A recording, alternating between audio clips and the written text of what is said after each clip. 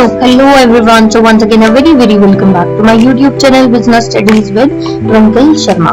तो आज हम बात करेंगे अपने चैप्टर 2 की। ठीक है, चैप्टर 2 में एंटर करने से पहले ना तो मैं आपका थोड़ा सा फोकस आपके टाइटल पे डाल देती हूँ कि आपका टाइटल ही क्या है, प्रिंसिपल्स ऑफ मैनेजमेंट। भाई प्रिंसिपल्स क्या होते हैं, मैनेजमेंट क्या होती है, अगर आपको ये नहीं पता, अगर आपको इसका मीनिंग ही नहीं पता तो आपको चैप्टर भी समझ नहीं आने वाला है। तो पहले क्लियर कर लो कि प्रिंसिपल्स क्या होते हैं और मैनेजमेंट क्या होती है। ठीक है, तो प्रिंसिपल्स की बात मैं आपसे करूं तो प्रिंसिपल का मतलब क्या होता है, कुछ रूल्स और रेगुलेशन। ठीक है, आप सोचते हो ना कि आपकी लाइफ है, आपकी लाइफ में कुछ आपके कुछ रूल्स होंगे, कुछ रेगुलेशंस होंगी, ठीक है, कुछ प्रिंसिपल्स होंगे। तो प्रिंसिपल का मतलब क्या होता है, कुछ रूल्स और रेगुलेशन जो आपकी मैनेजमेंट में फॉलो होती है। ठीक है, शॉर्ट में बात करूं तो आप यही बोल सकते हो कि प्रिंसिपल मतलब रूल्स और रेगुलेशन जो हेल्प करता है आपके मैनेजर को कि वो इजीली डिसीजन ले पाए। ठीक है, फिर आते हैं प्रिंसिपल ऑफ मैनेजमेंट की एक बार डेफिनेशन देख लेते हैं। Principle of management are the fundamental guidelines that helps the manager plan, organise, lead and control the organisational activities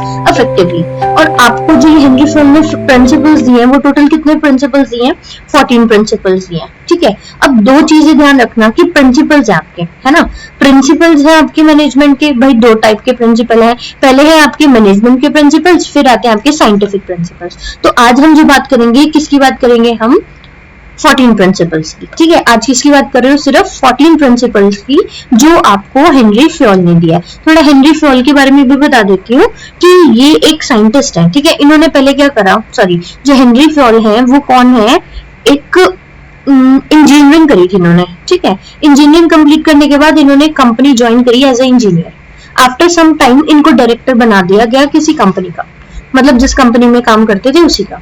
जब इनको वहां का डायरेक्टर बना दिया गया तो उस टाइम पे जो कंपनी की सिचुएशन थी वो इंसॉल्वेंसी की थी। इंसॉल्वेंसी का मतलब क्या होता है कि भाई बिल्कुल ही जाने वाली कंपनी है, बट इन्होंने अपनी कुछ टेक्निक्स लगाई। ठीक है, अपने प्रिंसिपल्स को, जो उनके प्रिंसिपल्स थे उनके अकॉर्डिंग उन्होंने काम करना शुरू कर दिया। जब उन्होंने प्रिंसिपल्स के अकॉर्डिंग काम करना शुरू करा, ठीक है, उन्होंने प्रोसेस बनाया कि कैसे काम किया जाता है। जो आपने फंक्शंस पढ़े थे ना भी, planning, organising, staffing, directing, controlling, वो सब आपको किसने दिए थे, हेनरी फ्योल ने दिए थे। उन्होंने स्टेप बाय स्टेप काम किया। मैंने आपको बोला था कि जो फंक्शन है और जो प्रोसेस है दोनों सेम है। वो मैं इसीलिए बोलती हूँ क्योंकि प्लानिंग सबसे पहले ही काम क्या होता है मैनेजमेंट में, सोचना।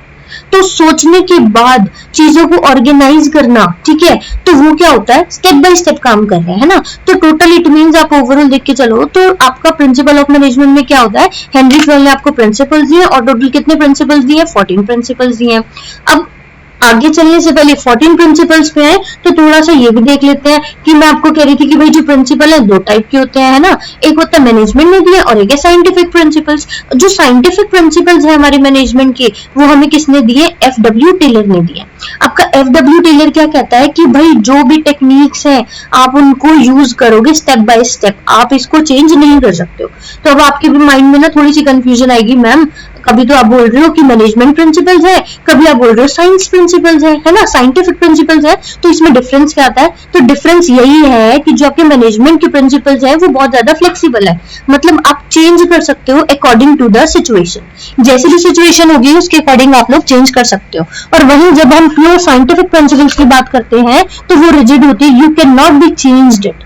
ठीक है, ये फ्लेक्सिबल आपके नहीं होते। फिर कह रही है जो मैनेजमेंट के प्रिंसिपल है ना are applied with the creativity. जो मैनेजमेंट के प्रिंसिपल्स हैं वहां पे आपको अपनी थोड़ी क्रिएटिविटी लगानी पड़ती है अकॉर्डिंग टू द सिचुएशन। आपको देखना पड़ता है कि 14 प्रिंसिपल्स में से कौन सा प्रिंसिपल आपको यहाँ पे अप्लाई करना है। और वहीं जब हम अपने साइंटिफिक प्रिंसिपल्स की बात कर रहे हैं तो ये स्टैटिक मैनर में यूज होता है। ठीक है, आपको अपनी यहाँ पे क्रिएटिविटी नहीं लगानी है। नेक्स्ट बोलती हूँ आपको कि जो आपके प्रिंसिपल्स है ना वो आपके चेंज होते रहते according to the environment, according to the situation.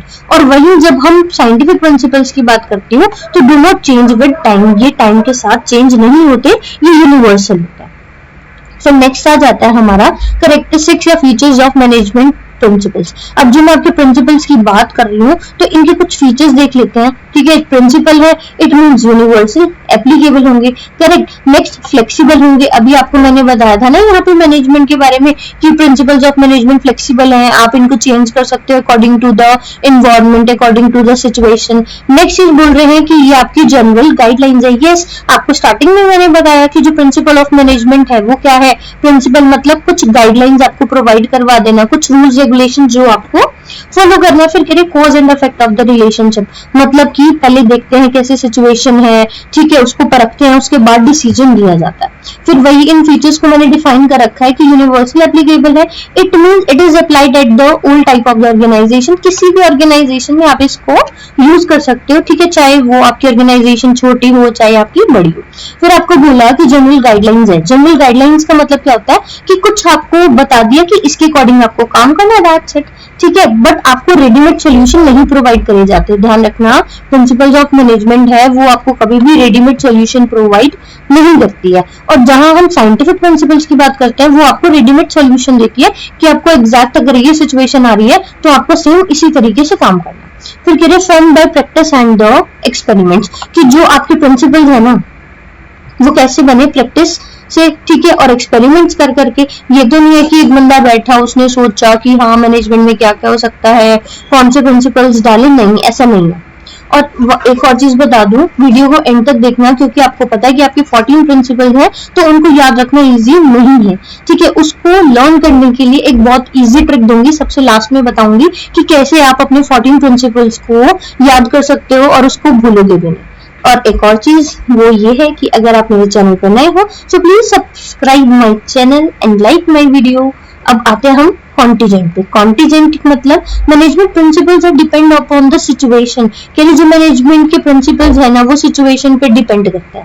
There application and effect depend upon the nature of the organisation, तो कौन से प्रिंसिपल को कहाँ पे कैसे लगाना है वो हमारी ऑर्गेनाइजेशन पे डिपेंड करता है, वो सिचुएशन पे डिपेंड करता है कि कैसे सिचुएशन, करेक्ट। अब नेक्स्ट आता है आपका प्रिंसिपल्स ऑफ मैनेजमेंट। भाई आपको बताया था ना अभी कितने प्रिंसिपल्स होते हैं, 14 प्रिंसिपल्स होते हैं भाई, ठीक है। अब 14 प्रिंसिपल्स कौन से होते हैं, division of work, authority and responsibility, discipline, unity of direction, subordination, individual interest to general interest, remuneration, scalar chain, ठीक है, centralisation and decentralisation, order, stability, initiative. So next पे आता है हम लोग प्रिंसिपल स्टार्ट कर देते हैं डिवीजन ऑफ वर्क। आपका डिवीजन ऑफ वर्क क्या कहता है, देखो मैं आपको बिल्कुल ही ना सिंपल फॉर्म में बता रही हूँ, आप इसको रीड आउट कर लेना, बट एक बार गो थ्रू बोलो। डिवीजन ऑफ वर्क का मतलब क्या होता है, काम को बांटना, है ना। अगर मैं प्रिंसिपल्स को छोड़ के अगर वैसे भी पूछूं कि डिवीजन ऑफ वर्क का मतलब क्या होता है, काम को बांटना। अब एक बात बताओ, एक पर्सन ऑर्गेनाइजेशन में, ठीक है, लाइक मैनेजर है, एक बंदा है जो एक मैनेजर है वो कहता है भाई सारा काम ना मैं खुद करूंगा। जब वो अकेला पर्सन काम करता है ना तो उसको कितना टाइम लगता है, 4 घंटे लग रहे हैं भाई काम करने में, क्योंकि वो अकेला काम कर रहा है। और वही जब जो आपका मैनेजर है, ठीक है, वही क्या जो आपका मैनेजर है जब उस काम को बांट देता है, ठीक है, जो काम वो पर्सन अकेला कर रहा है अब वो उस काम को क्या कर रहा है, बांट रहा है। अगर उसने वही काम 4 लोगों में बांट दिया, इसका मतलब क्या होगा, काम जल्दी कंप्लीट होगा ऑब्वियसली ना। जहां उसको 4 घंटे लगे वही उस पूरे काम को अगर सारे लोग मिलके करेंगे तो वो काम कितनी देर में हो जाएगा, सिर्फ 1 ही घंटे में हो जाएगा, है ना। तो यही होता है डिवीजन ऑफ वर्क। सिंपल सी बात है कि जो भी काम है आपको सबको बांट के करना है, जिससे क्या होगा आपका काम जल्दी भी हो जाएगा और कोई मिस्टेक भी नहीं होगी आपके काम में, करेक्ट। नेक्स्ट आता है अथॉरिटी एंड रिस्पॉन्सिबिलिटी। अब अथॉरिटी की बात करूं और रिस्पॉन्सिबिलिटी की बात करूं तो दोनों में थोड़ा सा डिफरेंस होता है। अथॉरिटी का मतलब होता है पावर, ठीक है, और रिस्पॉन्सिबिलिटी का मतलब क्या होता है, किसी को काम सौंपना, ठीक है। अब अथॉरिटी और रिस्पॉन्सिबिलिटी कहते हैं हमेशा ना दोनों इक्वल होनी चाहिए। कभी भी ऐसा नहीं होना चाहिए कि आप किसी को अथॉरिटी ज्यादा दे रहे हो, मतलब पावर ज्यादा दे रहे हो और काम कम दे रहे हो। अगर ये सिचुएशन आती है तो ऑर्गेनाइजेशन में काम अच्छे से नहीं होता। और अगर मान लो आपने अथॉरिटी बिल्कुल भी नहीं दी, ठीक है, और काम इतना सारा दे दिया, तो इस सिचुएशन में भी जो काम है वो आपका अच्छे से नहीं होगा। तो कहते हैं एग्जैक्ट सिचुएशन कौन सी होती है, कह रहे सही सिचुएशन वही होती है जब हम अथॉरिटी और जो हमारी रिस्पॉन्सिबिलिटी है वो इक्वल देंगे, ठीक है, ये आपकी करेक्ट कंडीशन होती है। अब ये कैसे होता है, एक एग्जाम्पल के साथ बात कर लेते हैं। एक मैनेजर है, ठीक है, उसने अपनी टीम को टारगेट दे दिया कि भाई तुम्हें ना अपना काम कंप्लीट करना है, भाई कम से कम आज के दिन में आपको अपने 10 प्रोडक्ट सेल करने हैं, बट शर्त यह है कि आप किसी को भी अपनी मर्जी से डिस्काउंट नहीं दोगे। मतलब उन्होंने क्या करा, रिस्पॉन्सिबिलिटी तो दे दी कि भाई हाँ इतने 20 प्रोडक्ट्स आपको सेल करने पर पर्सन, बट उसको अथॉरिटी नहीं दी, है ना। मतलब काम दे दिया लेकिन साथ में पावर नहीं दी कि हाँ भाई वो खुद से भी थोड़ा डिस्काउंट दे दे। तो क्या इस सिचुएशन में काम हो पाएगा? नहीं हो पाएगा। और अगर मान लो एक सिचुएशन है कि उसने बोला कि भाई ये काम करो, चलो सिर्फ तुम्हें ना 10 प्रोडक्ट सेल करने हैं, ठीक है, और तुम्हें पूरी छूट है, जितना मन करे ना उतना डिस्काउंट दे दो। मतलब ये वाली सिचुएशन है। क्या इस सिचुएशन में भी काम हो पाएगा? जो बंदा है ना वो अच्छे से काम ही नहीं कर पाएगा। और एक सिचुएशन आती है जहां पे मैनेजर कहता है भाई 20 प्रोडक्ट्स ही सेल करने हैं, प्लस हाँ मैं तेरे को इतनी पावर दे रहा हूँ कि अपने अकॉर्डिंगली आप उसको डिस्काउंट दे सकते हो, बस आपको अपने कस्टमर को मनाना है। इट मीन्स क्या करा उसने, अथॉरिटी और रिस्पॉन्सिबिलिटी इक्वली प्रोवाइड करी। तो आपकी जो हेनरी फॉल है उन्होंने यही चीज बोली है कि अथॉरिटी और रिस्पॉन्सिबिलिटी हमेशा इक्वल होनी चाहिए, कभी भी कम या ज्यादा नहीं होनी चाहिए। नेक्स्ट आती है डिसिप्लिन। अब डिसिप्लिन का मतलब क्या होता है? कह रहे कोई भी ऑर्गेनाइजेशन है ना बिना डिसिप्लिन के काम कर ही नहीं सकती। ठीक है, अगर मान लो आपका टाइम 9 o'clock का है, आप 10 बजे जा रहे हो, ठीक है, आपको यूनिफॉर्म में जाना है, कुछ कोड है आपका यूनिफॉर्म का, आप वो नहीं वेयर करके जा रहे हो, बहुत फंकी सा हेयर स्टाइल बना के जा रहे हो, आप टाइमली काम कंप्लीट नहीं कर रहे हो, तो डिसिप्लिन के बिना तो काम होगा ही नहीं ना। तो कह रहे हर ऑर्गेनाइजेशन में थोड़ा सा डिसिप्लिन मेंटेन होना चाहिए। कह रहे without discipline nothing can be accomplished, it is the core value of any project और एनी मैनेजमेंट। कह रहे कोई भी मैनेजमेंट हो या कोई भी प्रोजेक्ट हो तो सबसे मेन चीज ही क्या आती है? हमारी डिसिप्लिन आती है। ठीक है, नेक्स्ट आता है हमारा यूनिटी ऑफ कमांड। अब यूनिटी ऑफ कमांड हमारा क्या कहता है? अब नेक्स्ट क्या बताया आपको? Unity of command. कमांड का मतलब कह रहे हैं वन बॉस होना चाहिए। ठीक है, एक ही बॉस हो जो सबको क्या करेगा? इंस्ट्रक्शन देगा। सिर्फ एक ही बॉस होना चाहिए जो इंस्ट्रक्शन दे। अब ऐसा क्यों बोल रहे हैं? अब देखो कुछ लोग होते हैं ना, ये भी एग्जाम्पल से बात करता है। देखो कुछ लोग होते हैं आपकी ऑर्गेनाइजेशन में जो ना बहुत ज्यादा स्मार्ट होते हैं। स्मार्ट लोग हैं मतलब कि अब मान लो 4 मैनेजर है आपके, ठीक है, 1 2 3 4, और सारे मैनेजर क्या कर रहे हैं? हर एम्प्लॉय को काम दे देते हैं।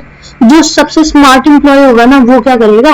कोई भी काम नहीं करेगा और हर मैनेजर को कह देगा सर मैं तो उसका काम कर रहा था, मैं तो उसका काम कर रहा था, है ना। तो वो काम से भी बच गया, काम भी नहीं किया और सबको एक्सप्लेनेशन भी दे दी। और वही कुछ ऐसे एम्प्लॉयज आते हैं बेचारे काम करते रहते हैं, उनका काम खत्म ही नहीं होता।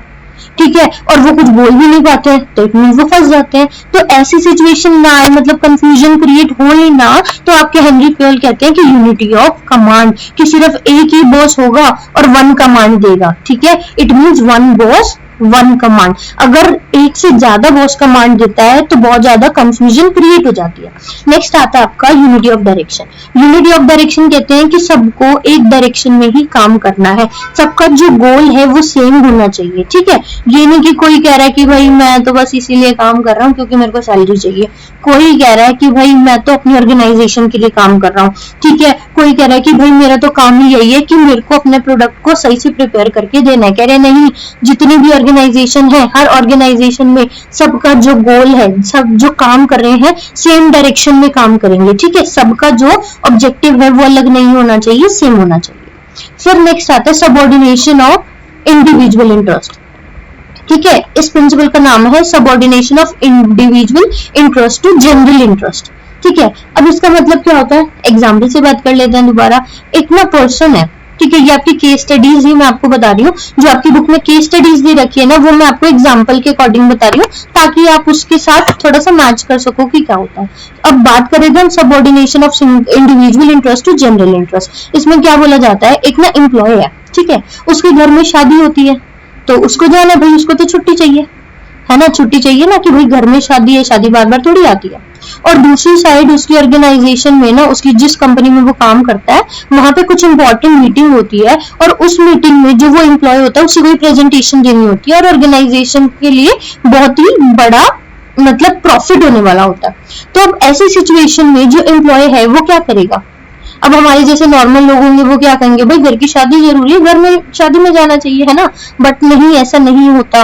आपको individual interest to general interest में कन्वर्ट होना पड़ता है। मतलब जहां पे आपको दिख रहा है कि आपकी ऑर्गेनाइजेशन को प्रॉफिट होगा, ठीक है, आपके बिना वो काम नहीं हो सकता, तो आपको वहां पे जाना चाहिए। ठीक है, शादी का तो कोई बात नहीं ना, अब अगर आप नहीं जाओगे तो भी काम चल जाएगा, बट अगर आप मीटिंग में नहीं जाओगे तो काम नहीं चलेगा ना। तो इसीलिए कहते हैं subordination of individual interest to general interest, जहां पे आपको अपना प्रॉफिट नहीं देखना है, आपको अपनी ऑर्गेनाइजेशन के बारे में सोचना है। This indicates a company should work unitedly towards the interest of the company rather than the personal interest। आगे ना वही बात कि भाई शादी पे जाना ज्यादा जरूरी है या मीटिंग अटेंड करना जरूरी है। शादी तो आपके बिना भी हो जाएगी बट मीटिंग आपके बिना नहीं हो पाएगी ना। ठीक है, तो ये था आपका subordination of individual interest to general interest. Next आता है रेम्यूनरेशन। रेम्यूनरेशन भाई बहुत इंपॉर्टेंट चीज है कि हर एक जो पर्सन है वो किस लिए काम करता है, पैसे के लिए काम करता है। दिस प्ले ने important role in motivating the workers of the company. भाई हर ऑर्गेनाइजेशन में कोई भी एम्प्लॉय क्यों नहीं है, किस लिए काम कर रहा है, भाई पैसे के लिए काम कर रहा है, बिना पैसे के लिए कोई काम नहीं करता। तो कह रहे रेम्यूनरेशन कैन बी मॉनेटरी और द नॉन मॉनेटरी। कह रहे जो रेम्यूनरेशन है वो मॉनेटरी भी होती है और नॉन मॉनेटरी भी होती है। अगर कोई पर्सन आपके लिए काम करता है तो इन रिटर्न आपको उसको कुछ ना कुछ देना पड़ता है। देखो सैलरी तो दोगे प्लस साथ में नॉन मॉनेटरी भी आपको प्रोवाइड करना चाहिए, लाइक उसको तारीफ कर दो उसकी। ठीक है, ऐसा कुछ भी कर सकते हो आप। नेक्स्ट आते हैं सेंट्रलाइजेशन एंड द डिसेंट्रलाइजेशन। अब इसमें क्या बोलते हैं, in any company the management और any authority responsible for the decision making process should be neutral. However, this depends upon the size of the organization। देखो सेंट्रलाइजेशन का मतलब होता है जब पावर किसने हाथ में होती है, वन हैंड पावर होती है। और डिसेंट्रलाइजेशन क्या होता है, डिसेंट्रलाइजेशन मतलब जो आपकी पावर है वो डिफरेंट हैंड्स में बटी होती है। कह रहे जब पावर डिफरेंट हैंड में बटी होती है ना, तो आप बता नहीं पाते हो कि कौन रिस्पॉन्सिबल है उस गलती के लिए। ठीक है, और जब सेंट्रलाइज्ड होती है, पावर वन हैंड में होती है, तो हमें पता है कि सारे डिसीजन कौन ले रहा है। ठीक है, in any company the management और any authority responsible for the decision making process should be neutral. However this depend upon the size of organization. Henry Ford stressed on the point that there should be balance between hierarchical and the division of work। कह रहे भाई ये नहीं है कि सारी power एक के हाथ में दे दो। अगर आप पावर को भी डिवाइड कर देते हो तो क्या होता है, आपका काम इजी हो जाता है थोड़ा, है ना। नेक्स्ट आता है आपका principle scalar chain. Scalar chain आपको ये बोलता है कि आपको स्टेप बाय स्टेप सबसे मिलके बात करनी पड़ती है, तब आप डिसीजन लेते हो।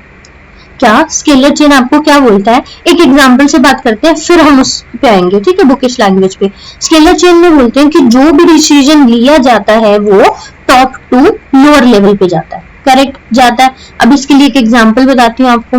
आप स्कूल में पढ़ रहे हो, ठीक है, अब आपको कोई काम है तो आप क्या करोगे, अपनी सीनियर अथॉरिटी से बात करोगे, मतलब एज अ स्टूडेंट आप किससे बात करोगे, अपनी टीचर से बात करोगे। आपकी टीचर है वो किससे बात करेगी, आपके एचओडी से बात करेगी या फिर आपके कोऑर्डिनेटर से बात करेगी। ठीक है, आपके जो कोऑर्डिनेटर है तो जाके वो प्रिंसिपल से बात करेंगे, और जो आपके प्रिंसिपल है अगर उनको भी लगता है वो डिसीजन नहीं ले पा रहे तो वो किससे बात करते हैं, आपकी मैनेजमेंट से बात करते हैं। मतलब आपको अपनी बात पहुंचाने के लिए पूरे स्टेप्स फॉलो करने पड़ते हैं। आप डायरेक्टली मैनेजमेंट के पास नहीं जा सकते, आप डायरेक्टली प्रिंसिपल के पास नहीं जा सकते, तो आपको मतलब जो हायरार्किकल स्टेप्स हैं वो फॉलो करने पड़ेंगे। या फिर आप ये भी बोल सकते हो कि कोई भी इंस्ट्रक्शन आती है, ठीक है, जैसे आप लोग स्कूल जाते हो तो आपके लिए जो भी रूल्स रेगुलेशंस बनते हैं वो कहाँ से बनते हैं, आपके मैनेजमेंट से बनते हैं। आपकी मैनेजमेंट आपके लिए कुछ रूल्स बताती है, वो प्रिंसिपल को बताती है, प्रिंसिपल अपने कोऑर्डिनेटर्स को बताते हैं, जो कोऑर्डिनेटर होते हैं वो टीचर को बताते हैं, और जो टीचर होती है फिर जाके वो स्टूडेंट्स को बताती है। इट मींस उन्होंने भी हायरार्किकल प्रोसेस फॉलो करा, है ना। तो हायरार्किकल प्रोसेस क्या बोलता है कि आप जो भी काम करते हो, इंस्ट्रक्शंस आती है वो टॉप टू लोअर लेवल पे जाती है। अगर आपको किसी हायर अथॉरिटी से बात करनी है तो आप डायरेक्टली नहीं करते, आपको स्टेप बाय स्टेप फॉलो करने पड़ते हैं। नेक्स्ट आता है ऑर्डर। नेक्स्ट प्रिंसिपल क्या आता है, ऑर्डर। अब बोलोगे भाई ऑर्डर का मतलब क्या होता है, किसी को ऑर्डर देना नहीं, ऑर्डर का मतलब किसी को ऑर्डर देना नहीं होता। A company should maintain the well defined work order to have the favourable work culture. कह रहे भाई सारा काम ठीक है टाइमली होना चाहिए पहली चीज तो, और हर चीज अपनी जगह पे अरेंज होनी चाहिए। लाइक जो परचेज डिपार्टमेंट है वो टाइमली रॉ मटेरियल परचेज करके रखे, जिससे क्या होगा, जो प्रोडक्शन डिपार्टमेंट है उसको प्रॉब्लम नहीं आएगी। ठीक है, जो प्रोडक्शन डिपार्टमेंट है उसको अपनी मशीनरी मेंटेन करके रखनी चाहिए ताकि जब वो काम करे उनको कोई प्रॉब्लम ना आए। ठीक है, जिससे क्या होता है, एक पॉजिटिव एटमॉस्फेयर क्रिएट होता है। नेक्स्ट आता है हमारा इक्विटी। इक्विटी का मतलब होता है इक्वालिटी। अब इक्वालिटी की बात करते हैं।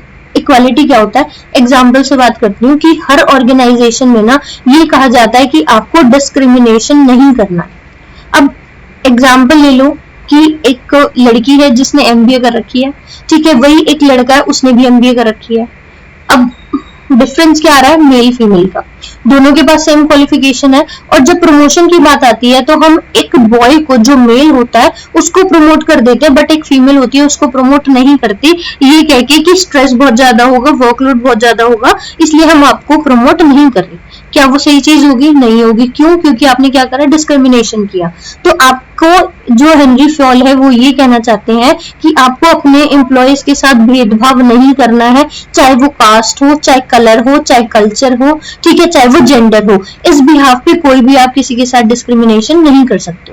नेक्स्ट आपका प्रिंसिपल आता है स्टेबिलिटी। स्टेबिलिटी का मतलब रुकना, ठीक है, and employee deliver the best if they feel secure in the job. अब एक बात बताओ, मैं किसी ऑर्गेनाइजेशन में काम कर रही हूँ जहां मुझे पता है कि यार मेरे को 2-3 महीने में निकाल दिया जाएगा, 1 साल बाद निकाल दिया जाएगा, तो क्या मैं अपने एफर्ट्स वहां पे लगाऊंगी? नहीं लगाऊंगी, है ना। और वहीं जब मुझे पता है कि मैं यहाँ पे सिक्योर हूँ, मेरे को यहाँ से कोई नहीं हटाएगा, तो वहां पे मैं अपने बेस्ट एफर्ट्स दूंगी।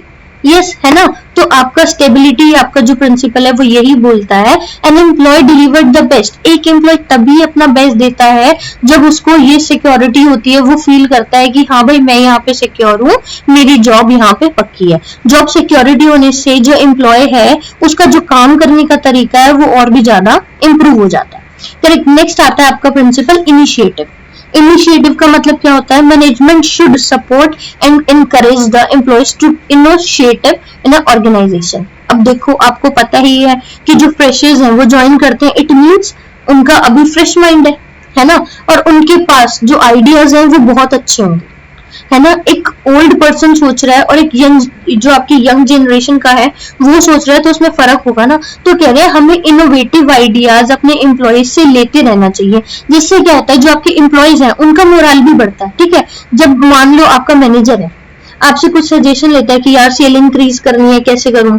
प्रोडक्शन डिपार्टमेंट अगर अपने एम्प्लॉयज से पूछता है कि भाई हमें अपनी प्रोडक्शन इंप्रूव करनी है, हम कैसे करें, तो वहां से अगर एम्प्लॉय आपको कुछ बताता है कि सर हम ये स्टेप फॉलो करते हैं, ठीक है, तो उससे क्या होगा कि जो आपके एम्प्लॉयज हैं वो मोटिवेट होंगे कि हाँ हमारी भी सुनी जाती है। तो आपका प्रिंसिपल यही कहता है कि आपको इनकरेज करना है अपने एम्प्लॉयज को कि वो आपको इनोवेटिव आइडियाज प्रोवाइड करवाते जाए। नेक्स्ट लास्ट प्रिंसिपल आता है स्पिरिट डिको। स्पिरिट डिको का मतलब क्या होता है, बहुत ही सिंपल है इसका मतलब कि कभी भी आपको आई यूज नहीं करना है। Never use I, always should use we. कभी भी आई का यूज नहीं करना है, आपको हमेशा वी का यूज करना है, ठीक है। अगर मान लो ऑर्गेनाइजेशन में आपका जो डिपार्टमेंट है वहां पे कुछ अच्छा काम होता है, तो आपका मैनेजर कभी ये नहीं बोलेगा कि मैंने काम करा, ठीक है, वो क्या बोलेगा, हमने मिलके काम करा।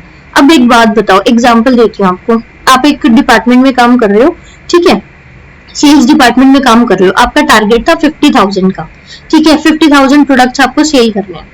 अब आपका मैनेजर को जब अप्रिशिएट करा जाता है, आपका मैनेजर कहता है भाई मैंने काम करा अकेले, तो क्या आप आगे से उसके लिए काम करोगे? बिल्कुल भी नहीं करोगे। और वही अगर मैनेजर आपका ये बोल दे वहां जाके मीटिंग में कि मेरे एम्प्लॉयज ने मिलके इतनी मेहनत करके काम किया, टारगेट अचीव किया, तो उससे क्या होगा, आप लोग खुश हो जाओगे, है ना, तो आप लोग मोटिवेट हो जाओगे, तो आप और अच्छा काम करोगे। इसीलिए कहते हैं कभी भी आपको आई यूज नहीं करना है, you always have to use the we. ये थे आपके 14 प्रिंसिपल्स, और मैंने आपको बोला था कि 14 प्रिंसिपल्स कंप्लीट होने के बाद मैं आपको एक बहुत ही प्यारी ट्रिक दूंगी जिसके थ्रू आप इजीली लर्न कर सकते हो। अब आपको यहाँ दिख रहा होगा कि एक लाइन लिखी हुई है, यहाँ पे क्या लिखा है, ये dad I see you cross. अब इसकी स्पेलिंग देखो, DADICU क्रॉस। अब देखो, D का मतलब है डिवीजन ऑफ वर्क, ठीक है, ए का मतलब है अथॉरिटी एंड रिस्पॉन्सिबिलिटी, डी का मतलब है discipline, I means initiative, F means scalar chain, E means equity, E means spiridico, U means unity of command, unity of direction, centralization and decentralization, remuneration of employee, order, subordination interest to general interest, और फिर stability of the tenure। अब देखो, आप बोलोगे कि ma'am ये trick क्यों दी, हमें तो ऐसे ही याद रह जाएंगे, 14 प्रिंसिपल्स है ना, बट 14 प्रिंसिपल्स कभी भी ऐसे याद नहीं रहेंगे। जब भी आप लिखने लगोगे ना तो भूल जाओगे कि यार कौन सा रह गया कौन सा रह गया, तो वो चीज ना हो तो उसके लिए एक लाइन निकाल दी मैंने, dead I see you cross. According to that D से शुरू करोगे एस तक खत्म करोगे तो आपको पता चल जाएगा कि कौन सा प्रिंसिपल रह रहा है। ठीक है, यहीं से ही आपको क्लियर हो जाएगा। तो यही था आज की वीडियो में, जहाँ पे मैंने आपको 14 प्रिंसिपल्स के बारे में बताया, प्लस आपको एक ट्रिक दे दी इन प्रिंसिपल्स को लर्न करने के लिए। अगर आपको मेरी वीडियो अच्छी लगी हो so please like my video and subscribe to